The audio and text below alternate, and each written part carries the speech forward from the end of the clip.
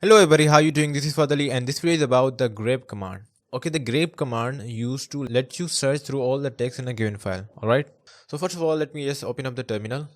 Okay, so now I just want to open up the files. So I just want to find out the new file. In the new file, I just have written some lines. Okay, so I just want to find out the text in the file. So we can do it with the help of grep command. So I'm gonna write the grep, then I'm gonna write the word or the string which I want to find. So it would be 3. Okay, and the file is inside the document, so I have to provide the path dot new file dot txt. What this will simply do, that it will simply find the 3 word or the 3 string inside my new file. Okay, so let me just hit the enter and it has returned me the line which has the 3. Okay, as you can see here. All right, you can see here that on the third line I have the 3 word. Okay, so if I just want to find out line word or the string, I'm gonna hit, and now you can see that all the lines in the file has the line word. Okay, so this is how you can find out the word in a file. All right, so we also have the other options which we're gonna try here.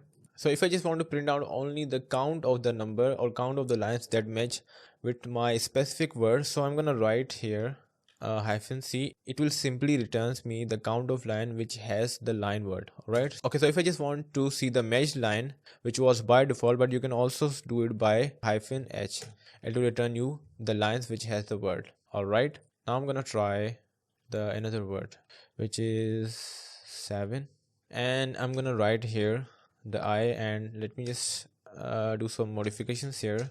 So when I just use the I, it will make our search case insensitive. Okay, you can see here that our word 7 is kind of a mixture of uppercase and lowercase. Okay, so this -I make your search case insensitive. Alright, so let me just hit the enter and you can see that it has returned the 7 case insensitively. Okay, so if I just want to do one more thing here, 6, and I also want to know the number of the line as well with the value, so I'm gonna write the n here for that, and it will return me the line which contain the 6 and as well as the number of the line, as you can see here. Okay, so now we're gonna do the last thing here, which is -v. So it will simply return you all the lines which does not have the 6. Okay, so as you can see here, it will simply return you all the lines which does not have the 6. Okay, so this is how it works, and this is how you can use the grep command. And this is all for this video. If you really find this useful, hit the like button and subscribe to the channel, and bye bye.